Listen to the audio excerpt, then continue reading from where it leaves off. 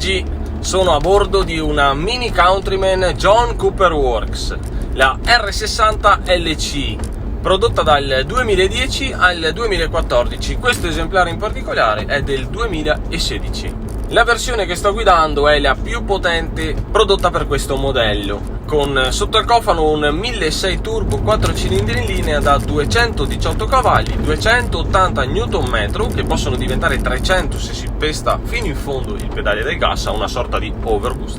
0 a 100 in 7 secondi, velocità massima 225 km/h. Il peso totale si attesta sui 1480 kg, non è tra le più leggere, con consumi dichiarati pari a 13,5 km/l nel misto e 8,8 km/l nell'uso più sportivo.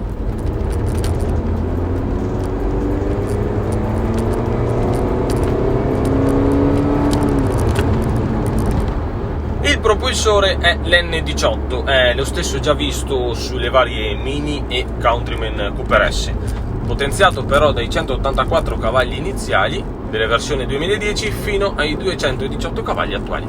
È stato rivisto sotto alcuni dettagli appunto per aumentarne leggermente la potenza. L'elasticità in erogazione è molto simile a quella che si può riscontrare su una R56 per esempio, con il turbo che entra già a 1600 giri circa. La potenza è stata relativamente rapportata al peso superiore, anche se potevano farla anche più potente, non avrebbe guastato.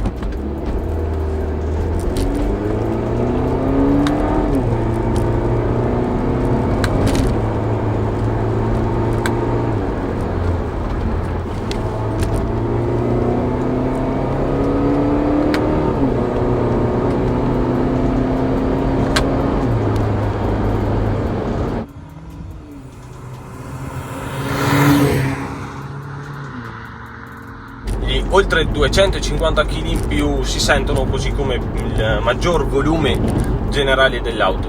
Di Mini non ha più nulla, insomma, però ripaga un buon sound che spesso, praticamente su SUV compatti simili a questa, è praticamente assente. Il cambio è un automatico a 6 rapporti sequenziali al volante ed ha debuttato di fatto proprio su questo modello. Prima c'era solo possibilità di averla in manuale. È presente la trazione integrale permanente all-4, onestamente migliore di molte altre, magari talvolta più blasonate.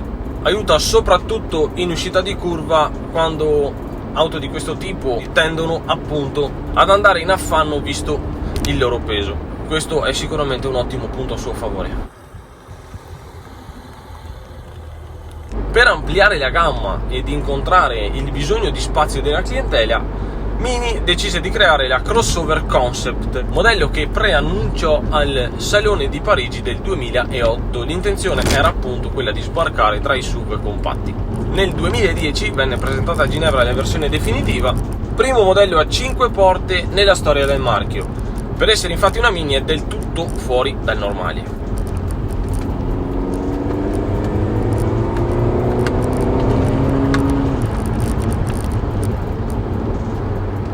Supera i 4 metri di lunghezza, 4100 per la precisione, ha un peso compreso tra i 1340 e i 1490 kg e, come già detto, presenta caratteristiche totalmente opposte alla tipologia di vetture offerte storicamente dal marchio inglese.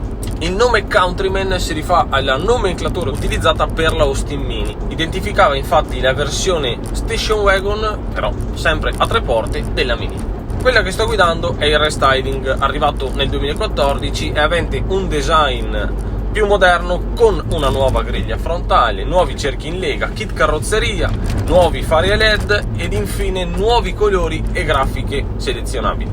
È praticamente full optional, con un allestimento molto vivace. Il rosso metallizzato delle vernici contrasta perfettamente con i dettagli neri. Monta cerchi da 19 pollici che sono optional e sono stati installati dei distanziali per allargarne leggermente l'impronta. Per il resto è completamente originale. All'interno è una Mini solo più grande. La plancia, il design, i materiali sono sempre gli stessi, è confortevole e mette a proprio agio il guidatore.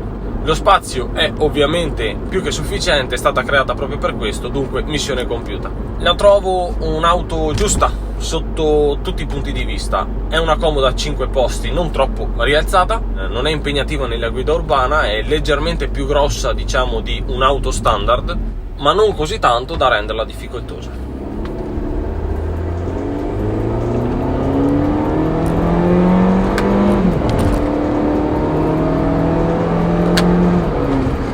Il cambio è molto preciso.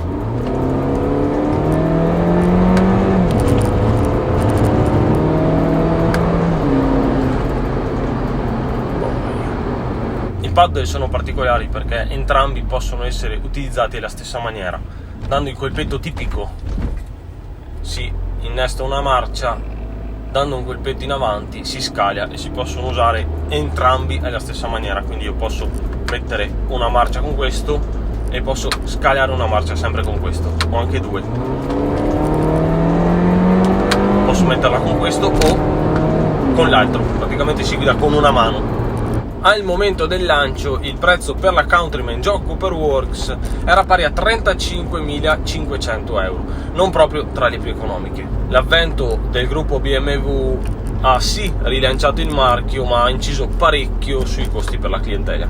Chiaramente con la stessa cifra si poteva comprare qualcos'altro, però talvolta le alternative di segmento non sono sempre così vantaggiose. Con questa almeno si hanno originalità e prestazioni. I prezzi per l'usato sono abbastanza interessanti, con poco più di 20.000 euro si trovano dei modelli non troppo chilometrati e ben allestiti. Se vi piace troverete sicuramente quella che fa per voi, vista la quantità di allestimenti selezionabili.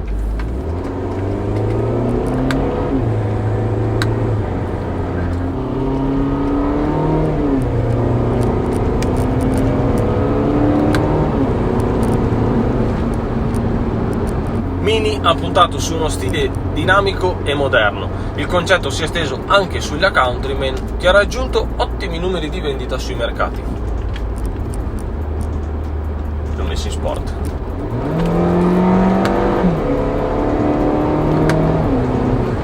Molto più cattiva.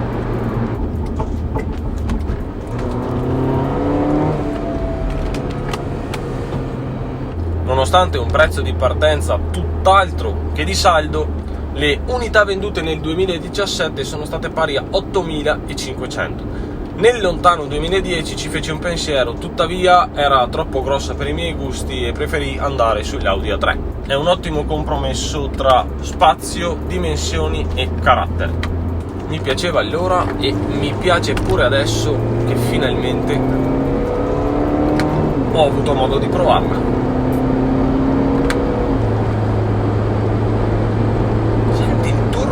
Spinge, bella aggressiva, mi piace.